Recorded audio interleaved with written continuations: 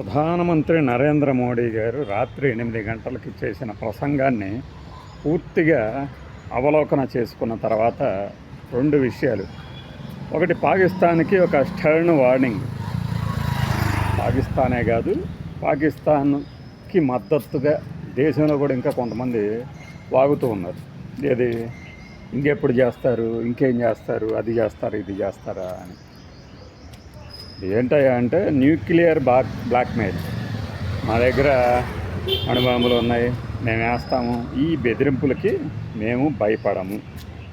ఆ పరిస్థితి వస్తే మీకేం చేయాలో కూడా మాకు తెలుసు, ఎలా వ్యవహరించాలో కూడా మాకు తెలుసు అని క్లియర్ కట్గా ఒక మెసేజ్. దాని తర్వాత పాకిస్తాన్తో చర్చలు, ఏది సోకాల్డ్ డిస్కషన్స్ అంటున్నారే, అవి జరిగితే పీఓకే మీదనే జరగాలి. పాక్ ఆక్రమిత కాశ్మీర్ని వదిలిపెట్టడం తప్ప ఇంకేమీ పాకిస్తాన్ చెయ్యలేదు అని క్లియర్గా చెప్పారు. మన మహిళల తాలూకు సింధూరం తుడిచి వేస్తే వాళ్ళని మట్టిలో కలిపేశాం. ఇదే ఆయన చెప్పింది. అరగంట మాట్లాడా, 25 నిమిషాలే మాట్లాడా. ఆ సందర్భంలో ఏళ్ళు ఇలా పెడుతూ ఊగిపోయారా, తమాయించుకోలేకపోయారా, ఇవన్నీ తర్వాత విశ్లేషణలు. కానీ ఒక క్లియర్ కట్ మెసేజ్. అట్లానే మధ్యవర్తిత్వం కోసం తెగ ఉబలాటి పడుతున్న ట్రంప్ మహాశయుడికి కూడా ఇది ఒక వార్నింగ్. అయితే ముందు మన వాళ్ళకి అర్థమయ్యేటట్టు ఉండాలి కదా, ముందు మన వాళ్ళకి అర్థం కావాలి కదా. వాడికి హిందీలో చెప్పినా, తెలుగులో చెప్పినా, ఏ భాషలో చెప్పినా ఒకటి అర్థం చేసుకోవాలి. ఇకపై ఇక్కడ కూర్చొని ఆ దేశానికి మద్దతుగా, ఇప్పుడు దేశానికి మద్దతుగా ఉండొచ్చు, కానీ ఆ దేశం చేసే ఉగ్రవాద కార్యకలాపాలకు మద్దతు ఇస్తామంటే ఎవడో చూస్తూ కూర్చోడు అనేది తెలుసుకోవాలి. ఇది ఆయన వ్యాఖ్యల సారాంశం. అయితే ఈ సందర్భంగా కొన్ని మీడియా, తెలుగు మీడియానే నవ్వు పుట్టిస్తుందని వైఎన్ఆర్ అన్నాడని చెప్పేసి నేను వీడియో కూడా చేశాం కదా. కొంతమంది ఆ 5వ నెంబర్ గడిలో వాళ్ళు ఆ కామెడీ చూస్తే మామూలుగా లేదు, పగలబడి నవ్వాలనిపిస్తుంది అన్నమాట. రే మళ్ళీ వస్తారా అని, మళ్ళీ బాధ్య అని. అంటే ఎవరు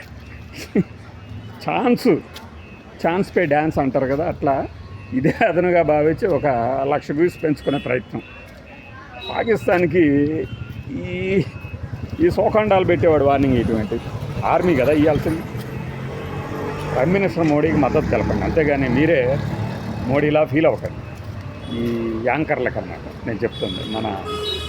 మన వాళ్ళు ఉన్నారు కదా, ఓవర్ యాక్షన్ వాళ్ళు కొంతమంది కొన్ని ఛానల్స్లో, మీకు తెలుసు, చాలామందికి తెలుసు. అది దాన్ని ట్రోల్ చేస్తున్నారు కూడా. మరి ఏం చేస్తాం, ఇదేమో దేశానికి సంబంధించిన విషయం.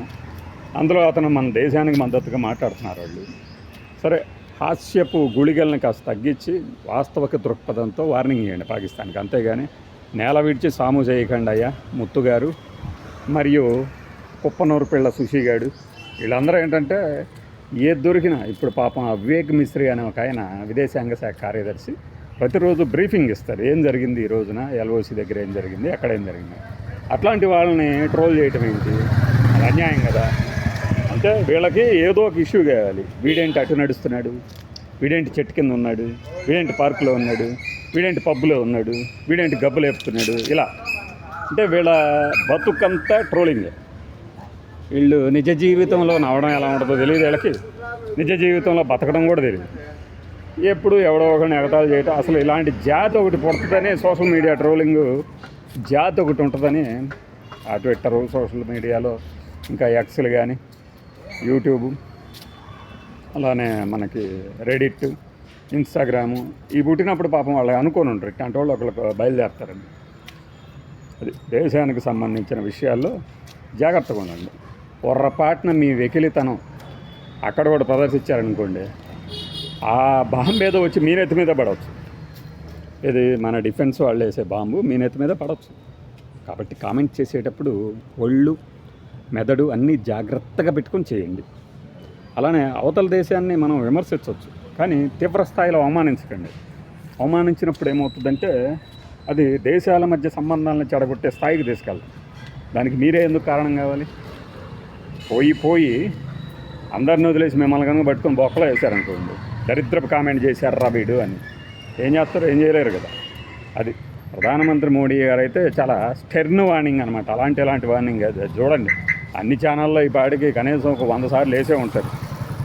తెలుగు అదే మనకి హిందీ కూడా సరిగ్గా రాదు కదా కొంతమంది వ్యవహాయాలకి. అది అర్థం చేసుకోండి, అందులో స్ఫూర్తి. బాయ్.